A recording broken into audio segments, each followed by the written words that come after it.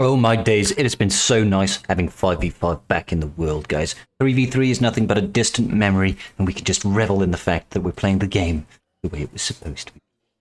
Marvelous. Let's see round two.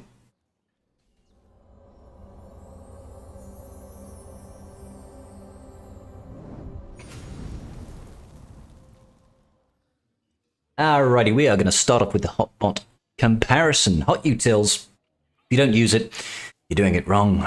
Alright, so myself on the left against UFO 1401. My guild's a little bit better. Rank is a little bit better for me. His overall score is better than mine now. Yeah, he's got a little bit more lifetime banners. That doesn't really matter.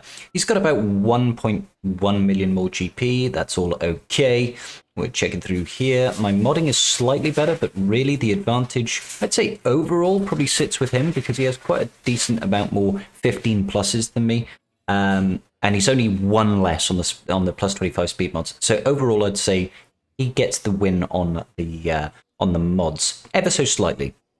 He's got an extra relic 9 on me and a lot more relic levels. Obviously, they are running 6 GLs. He's got R9 on his JML and probably an R9 on Piet, I would say. Some of the modding down here, I feel like I've modded the key tunes here slightly better. You could argue that his maul is better, but it does have the extra relic level, so that's going to pump up his offense, and he does have a hair more speed. Alright, and yeah, there's the extra relic 9. It is on his Piet. Okay, not too bad, not too bad. Let's get into the actual review of the defenses then, shall we? Let's pop over here and jump into the video. So when I started attacking, this guy had already attacked. He'd cleared down south and had done so pretty efficiently, not dropping any battles against any teams here. Now, my south wall is not the most tough to beat. The front wall is the only one that's got any decent teams to it. The south wall has just got trash, to be honest. We've just got Starkiller, essentially, holding the front wall together with sellotape. So he cleaned all them in one shot, and he also managed to clear through my Lord Vader and my DR in one taps. Now, this put me in an awkward position, because I knew that the north section, clearing through fleets, is worth more banners. He's got Starkiller up there, he's got Dash, he's got Mon Mothma, he had a crew team. But down south, he's decided to throw in 3 GLs. Now, I only have 1 GL for offense, so I'm rather relying on some off-meta counters here. I don't necessarily need to clear the south wall, I just need to hope he can't clear my north wall, and I can clear fleet. So, we decide to go in against this Ray, offense-modded Ray, with a Datacron that will stack offense if they start their turn with 2 buffs. I checked the speeds before going into this. My Rex is actually outspeeding his BB-8 and R2-D2, so we do actually get to have a form-up at the start. Now, my aim here is to get rid of Resistance Hero Finn without triggering a Whirlwind, if at all possible. So I got rid of the crit hit immunity, and then I think I get rid of the crit hit immunity elsewhere. This just means we are able to crit with Gas's AoE. That's going to increase cooldowns. I didn't really want too many buffs going on here. So obviously the AoE from Echo here, I didn't want to focus over on Finn just yet. We go for the AoE here, boop, and Finn disappears. That's exactly what I wanted to happen. Because he didn't trigger that threshold, it won't in fact trigger a Whirlwind. Ray can now Whirlwind, but it gives us that extra 1 turn with Rex, so that we can get round to a second form up. Now, all I wanted to do there was just get Ray into damage immunity, because we don't want to have to trigger that twice. So she's going to hit ultimate any second now. And we are standing up. So I wanted to do some damage here. If we can get another person triggered, all the better. But we didn't quite reach it. So now it's just a case of we've got to wait until Ray lands her big hit. I could have called in Gas here to decrease Ray's max health, but we didn't go for it in the end. And we do have a form up available from Rex now. So that gives me confidence that if Gas were to sit down, we will be able to use that form up to get us standing up again quickly. After Ray's dropped her ult, we want to focus directly on her again, try and chew through all of that health. I didn't use the form up here. I think we just yeet out JTR, decreasing the total number of players on the enemy's team. The Rexecute isn't going to do that much damage against a Galactic Legend. They take reduced damage there. But we're looking pretty good here. That Ray is nearly dead. She throws out another Whirlwind there. but we're comfortable because she is about to die, and I know that we do have a form-up available from Rex. So overall, this first battle I'm pretty happy with. We're definitely going to win this battle now, with Ray not being there. So I was a little nervous about this one, so this one gave me some confidence going forward in future battles. Just need to wait for the characters to get out of damage immunity. There's BB-8 in damage immunity, and R2-D2 has lost his damage immunity. We could just yeet, job done, and then R2-D2 can bite it. So overall, I'm not too upset with that. 70 banners is actually pretty good if you ask me. Let's have a sip of coffee.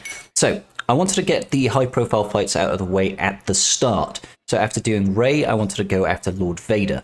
Now, Lord Vader is R8, does have Maul, and Double Tank and Vader. So I was going to try and use Fennec with Zam Omicron. My biggest downfall of this one is that my Bosk is only Relic 5, so he could definitely use a little bit of more beefiness. My Grief Karga and my Mando, OG Mando, are literally gear 13, no relic levels invested. I did that just to gain the additional speed for those characters. Eventually I would like to invest more relic levels. Ideally I'd like to take Fennec up to Relic 8. So we get the taunt off on Bosk, we flip those debuffs round, and we have hit Contract. So I'm focusing on Shore Trooper here because I want to use Mando's Disintegrate ability on Royal Guard rather than on Shore Trooper. I'm just checking Zam's abilities because I've never used Zam on offense in this team. So I'm just checking which one I want to use. We yeet out Royal Guard, goodbye. We get another taunt off here. And now I just want to try and get as much damage as possible into Vader. So get the armor shred on him to make our jobs a little bit easier, and then focus down Shore. Oop, Vader comes in with the crush. I know that I definitely lose Bosk here, and I want to kill that Vader before he gets another turn, because in his next turn he'll go into Merciless Massacre, and I cannot risk him going around and killing a bunch of my guys. So I get the health up right now. I considered putting another armor shred on Vader there, and it probably would have been better for me, but we didn't go for it in the end. Take out Darth Vader before his turn, and then I do a mass assist on Maul. So he has no support when he hits his ult. That means the amount of mastery increase that he gets is largely diminished. And now it's just down to Lord Vader, and I'm feeling pretty confident here. I'm like, yeah, we're looking pretty good. Shame about the ability blocks, and because he is in his ultimate, we didn't get the revive on Mando, and I was like, that's not ideal. I considered putting another armor shred on here, but I just went for the basic instead. Think we do a mass assist, and we get Vader down into the red, and I'm like, oh yes baby, and then it all goes to hell in a handbasket. I'm like, so close. So I think if I'd have actually put an armor shred on him, an extra armor shred on him, we would have beat this. That may end up costing us in the end. Well, never mind, we dropped one battle. I'm still confident that I can clear up a lone Lord Vader. But we've got JMK now, JMK CAT, with Padme and Mace as the tank. I'm going in with JML, which is my only GL for offense. We need Jedi Knight Luke and we need Jedi Knight Revan here. I'm throwing in Hermit Yoda for a little bit of extra buffing with the Master's Training, bit of extra healing, and you obviously get a bit of foresight. And I'm throwing in Ayla here as the 5th because I really want to keep Shaq T to potentially go with Imperial Troopers for another optional team. With a Basti lead there, I've got some, C-grade Jedi that I could potentially kill something on the back wall with. So we go in here versus the JMK. He is 580 speed, so much faster than my JML. We increase his cooldowns because I don't want him gaining ults too quickly. I did consider doing it over here, but I thought, no, that's a stupid thing to do. Let's do the increased cooldown on JMK. Cat uses her yeet, and then we swap turns with JKL and get the mass stun off. I was like, okay, great, everything's going well so far. I don't need to do the Master's Training. I want to try and hit ult as soon as possible, get rid of the buff there on Mace, and then I direct focus Commander Ahsoka Tano. And I think this is where I went wrong.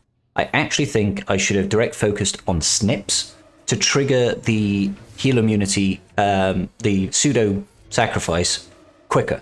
With Padme in this team, it's actually making it a lot harder to kill Ahsoka Tano, because obviously there's more healing, and she's gaining that bonus protection when I'm attacking out of turn, which I'm doing quite a bit, as you can see. I nearly kill her, and I'm like, when I get to this point, I'm like, I've lost. There's no way. I'm done for. So I was very, very disappointed that I didn't play this right. In hindsight, I could have probably not taken in Ayla and maybe taken in Grandmaster Yoda to make this a little bit more secure. because now I've got nothing that's going to do anything against this team. So I decided to keep trying my luck in killing Commander Ahsoka Tano, and it's just not looking pretty. Of course, they focused down Luke instead of Jedi Master Luke, probably built into their AI, so I just quit out. Big sad. So now I'm very nervous. Now I am very nervous. We decide to go up north and start dealing with the teams here. Now, Starkiller is obviously the most important, most impactful team here, but we decide to go up against KRU first, because I know that Bad Batch is going to deal with this without issue. Taking Omega, I don't think she's actually entirely necessary for this counter to work.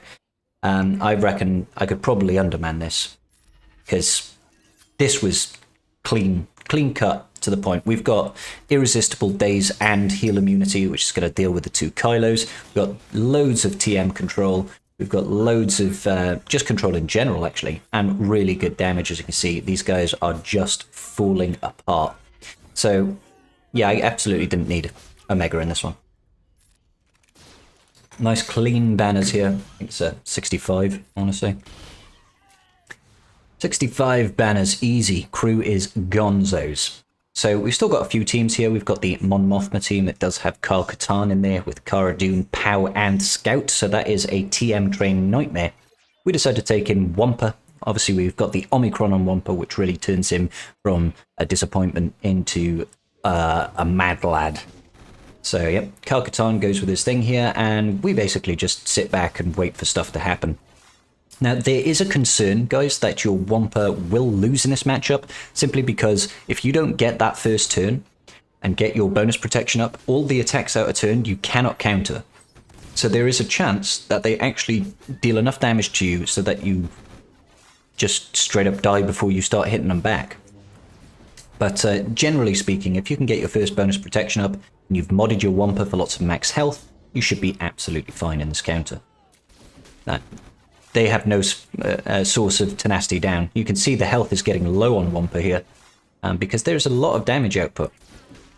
But anytime they actually take an actual attack rather than an out-of-turn assist, we will counter, and you're basically guaranteed to recover all your health then.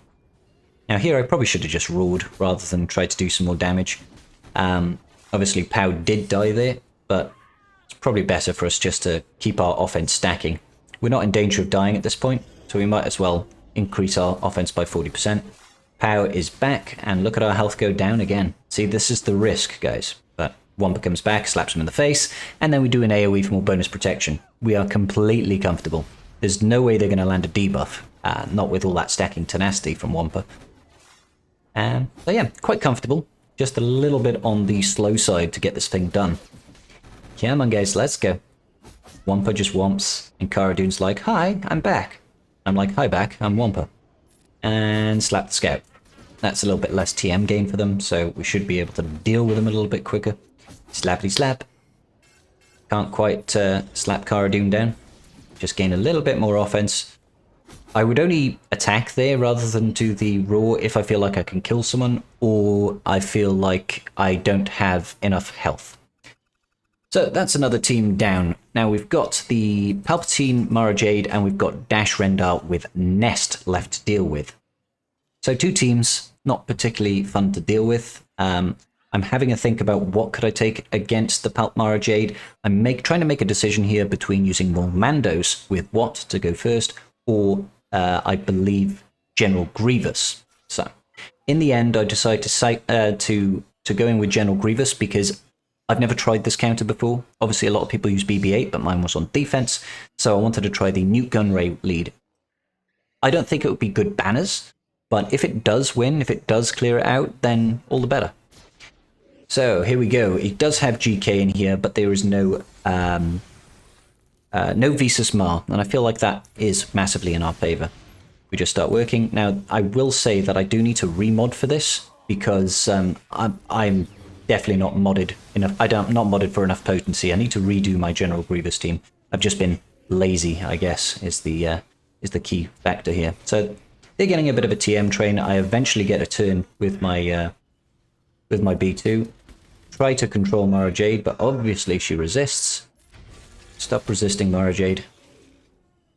I'm just focusing down on her because I feel like if we do lose this, I would rather lose this and them not have Mara Jade than any other character. I feel like Stick Ray is just not really a threat. And GK is just annoying more than anything. So they've lost Mara Jade. I'm like, okay, I don't mind so much if we happen to lose this match. Obviously, I don't want to lose the match. I'd rather be in a position where I can just one-tap it. Starkiller is getting awful close to his ultimate now. Like, gosh, couldn't we have had the buff immunity land there? Come on, land that buff immunity. All that stacking potency is apparently doing nothing. Do the AoE here, just try and hit as many people with target lock as possible. We will get the extortion out on GK, and then he'll die. I'm like, okay, great. Now if I can also kill Starkiller before he hits his ultimate, that would be fantastic. Let's stun him. Nope. Like, oh, for God's sake. And he is now unleashed. And I'm like, oh god, I think this is all going to go to hell in a handbasket now. We nearly killed him with the AoE there. And I'm like, what do I do? What do I do? I'm just going to do this to increase my max health. He pulls down the Star Destroyer. We're still pretty chunky. I'm like, I don't think I win this because he's just got too much recovery. 140k hit there from Starkiller, so that was a disappointment. There were two occasions there. If we'd have landed a stun, actually he's immune to stun, so that won't work. Ignore me. I forget that in GAC, if you've got the Omicrons, then they're immune. No, I don't even think you need the Omicron. They are immune to stun. So I decided to do another stupid thing here and take in CLS. You all can see the nest. I think you can see how this is going to go. My thinking is usually I'm able to actually get 1 or 2 hits off on nest before it's just her. And then it's okay, but it's not, guys. So we just go in, take out Dash Rendar, because he is a threat. That AoE was probably not a smart idea. I probably should have not AoE'd and just done a big hit on Nest. We see if we can just deal with Mando soon enough before he gets a lot of whistling birds out. I'm trying to wait for Emphis Nest to take a turn here, but she doesn't really have any speed. So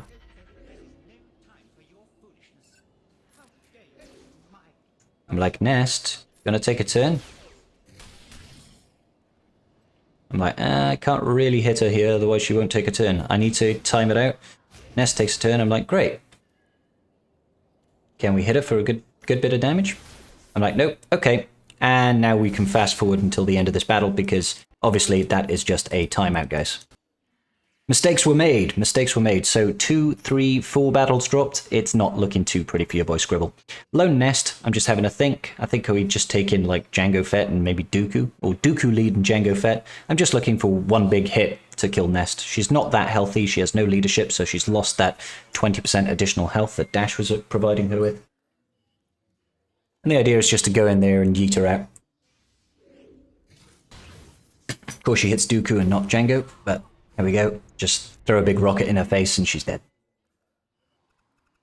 And then there's a lone Starkiller. Again, I want to be able to take in not much, because I want to save as much as I possibly can to hopefully deal with the south wall.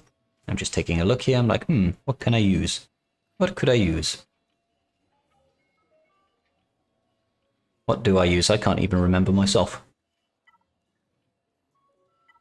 I take in some random bounty hunters. We go in with Scion of Django and Cad Bane. I think I throw in Dash and Dengar as well. Or do I not? Yes, I do throw in Dengar. Haha. So I'm just thinking, we've got a few stuns here. We've got a few dispels. We've got some damage coming out of them. I've never had to deal with a lone Starkiller, so I have no idea how much is overkill. Just start hitting him. I'm like, wow, he's already got 30 stacks. That's quite a lot. Get the ability block. And then we stun him. And then I threw some grenades on him. And then I think we just do a basic boop. And he's dead. All right. Okay, great. Good job. 41 banners. Better than nothing, I guess. And I believe now we have a fleet reveal. So I go light on fleet defense so that I can take my meta ships for offense. And he's done the same thing. I mean, he's got Negotiator on defense, but I can exec that pretty easily. So we just go in with the standard bounty hunter lineups here. No need to risk anything. I don't take in IG2K because I don't feel like I need it versus a Negotiator. The Executor, if you're max stars, yeah, I can't really comment for below max stars, but if you're a max star Executor, you don't really struggle versus a Negotiator comp. So I was feeling quite confident here that we'd be able to take care of this without too much issues. Just start focusing immediately on Anakin, and that's obviously going to make them trigger to put the unending loyalty rather than the mass assist. Focus down on him again, and then we can just AoE with Xanadu Blood, and there's no more Anakin. And when there's no more Anakin, this comp becomes incredibly easy to deal with. So just ignore the taunt over there. And keep going in on Ahsoka. I think we reinforce it? I think we do reinforce here. Yeah. Bring in the Slave 1. Force of Habit made me go and just use this the ability block move rather than the big grenade. I can't remember the name of it now. But in the end, it's not so bad because it does mean that we can just deal with, we can do some extra damage to Plo here. And we get a turn. Oh, well, okay, he's dead anyway. AoEs. Boop. Ahsoka being pesky over there. But now they have no capital ship. I mean, Executor versus Negotiator is only ever going to go one way, guys. Pretty easy, straightforward matchup here. I'm just looking to try and get some decent banners. So, 73. Decent banners there. Now, my overall game plan worked because I'm restricting him to bottom section. Top section is worth more in Kyber 1 because you have 3 fleets on defense. So the zone is worth more than the south zone in characters because there's only 3 teams on defense there. So the overall points of that zone is worth less. However, I had a combination of bad plays and a little bit of unlucky RNG, I feel, in the squad battles there. That isn't going to put me ahead when I've cleared this fleet zone, because he one-tapped all my defensive teams so far. And yeah, that just that means that I need to be efficient here. Now, I'm still confident because I've got the Geos team in the south to deal with, and that should be good banners. But he hasn't even attempted my last 2 teams on defense, so I don't know quite how much he's got left in the tank. Obviously, he has a potential 3 GLs for offense here. I doubt he had set another GL team on the back wall in the south, given that he put 3 on the front wall. I figured that if he has done that, he's probably gone relatively light on the defense in the south, on the back wall south, just so that he can, you know, not worry about it more than anything. He's figuring he's probably not going to chew through this. I've still got 3 more GLs I can use for offense, which means theoretically he could clear through my JMK CAT and my... What else is there? Is it a Ray team? I think it's a Ray team. So the TIE IN Interceptor is actually incredibly annoying. I hate that ship with a burning passion. It elevates the Empire fleet to unreasonable levels, I feel. Because even my Negotiator here is not struggling per se, but it's not getting good banners. Like, it's very frustrating. So this part annoyed me because I'm like, really, I need to be banner efficient because I've dropped too many battles, really. Get another hit over here. And then an AoE. Boopity boopity boop. Obviously that mass daze from the Sith bomber is causing me issues. I do this just to delay his abilities and try and kill him, but he just keeps on recovering. It's very irritating. So the banners here, not great at 67, but could be worse. Last up, we have got the Raddus fleet, and I have got my Malevolence. So I'm still thinking that this will be an easy and straightforward battle.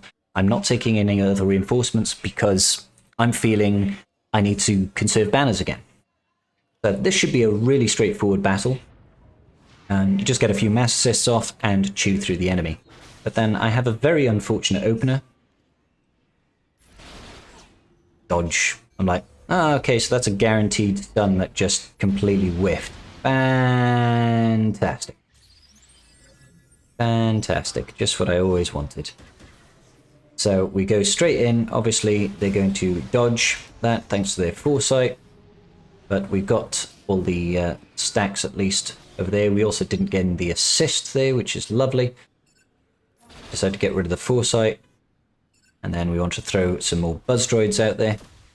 Lovely jubbly. Gets a reinforcement. And for some reason, it's the scimitar. And I was like, that's actually really annoying. That's actually really annoying. I don't know why I didn't target the Millennium Falcon, because I should have been able to target it, and that would have made my life a whole lot easier. I'm guessing I was probably just a little bit on tilt, because we would have killed Millennium Falcon already by now, thanks to all the buzz droids that were on him. But obviously now they've been cleansed. So this is me getting a little bit angry now, because I'm like, this should have been an easy battle, and I've messed it up because we started with that dodge, and that just immediately put me on tilt. Oh, excuses, excuses, guys, eh? So again, getting rid of the foresight. I'm now getting very worried that he's going to hit his ultimate soon, and that could actually just finish me. So again, I want to get rid of as much foresight as I possibly can, because foresight is the enemy. If they take a turn with foresight, and then he dodged again, and I'm like, oh, are you kidding me? And he dodged again. I'm like, I love Fleet. I love Fleet so much. So, getting very nervous here. I'm like, I cannot afford another dodge there. I cannot afford to have his capital ship take a turn, because if he does, it's game over for us. Luckily, we managed to finish out, but 69 banners, I was like, needed better than that. So, as you can see, guys, I'm still, what, about 60 banners behind? What is it, 58 banners? 58 banners behind. But I'm like, I've got an easy victory here with Geos. Traya Scion should be able to deal with this. They're only Relic 4.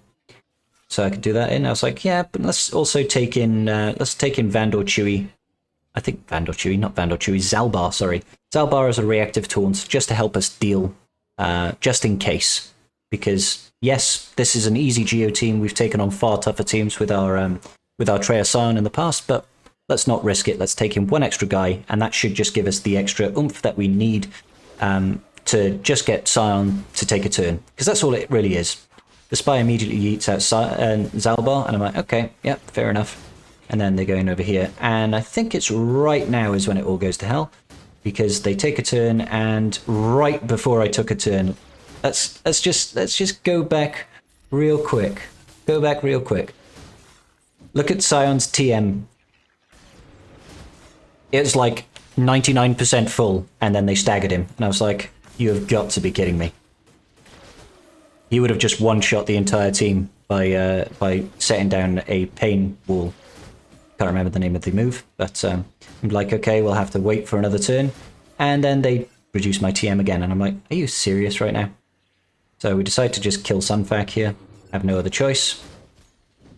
And then they somehow crit my crit avoidance Scion. And I'm like, nice munch.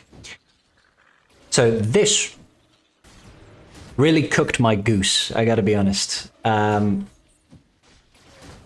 Once you lose Scion, there's just there's no way. Like, you're just done at this point. But of course Spy stays alive. I'm like, okay, so I just decide to kill Geonosian Soldier. I know I'm about to lose. Boop, there it goes. I was like, okay.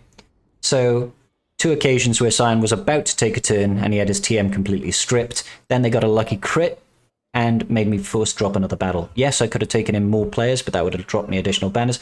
This was just bad RNG in its finest. So I was very, very, very annoyed because I couldn't afford to lose an extra 20 banners there. Really couldn't afford it. And that is actually going to cost me the game. So 46 there. As you can see, guys, looking at the banner difference here, I still need to gain 25 is his. Sorry, so I need 9 more banners to catch up where he is, but he has not had his additional attacks done yet. So what we decided to do, let's just go ahead and show. Hashtag spoilers, guys. We have lost round 2, unfortunately. What we decided to do was wait until the end of the round to get our last attack in, because I knew I could take out the Lord Vader team. But unfortunately, well before then, he just went and one-tapped my Ray team as well. So he took a swipe at my JMK, but didn't have anything to do. So I think that he probably just ran out at squads. He probably used a GL on Starkiller. He probably used a GL on... He probably slackered Lord Vader, I would say. Then maybe he got C to deal with this one, leaving him with JML. And maybe he had the same troubles that I had using JML versus JMK CAT. And that was it, really, guys. I got the extra banners, but that drop battle cost me. Because what did we lose? We lost by 29 banners. Yeah, maybe we wouldn't have got quite so high banners as that, but hey, is what it is, guys. Sometimes you just lose because you didn't play correctly, and I definitely didn't play correctly. So, is what it is. We'll go around into the final round. Hopefully we'll have that video up in a couple of days' time. Hope this video was enjoyable to you guys. Please do like, comment, subscribe, give me all that good jazz, because I need your love and validation, and so does Smudge. Isn't that right, kid? You hungry? Do you want some lunch? Yeah, he does. He does. We'll see you guys in the next video. Peace. Just giving a quick shout out to my patrons. I appreciate each and every single one of you. And without your support, I wouldn't be doing this today. Thanks so much.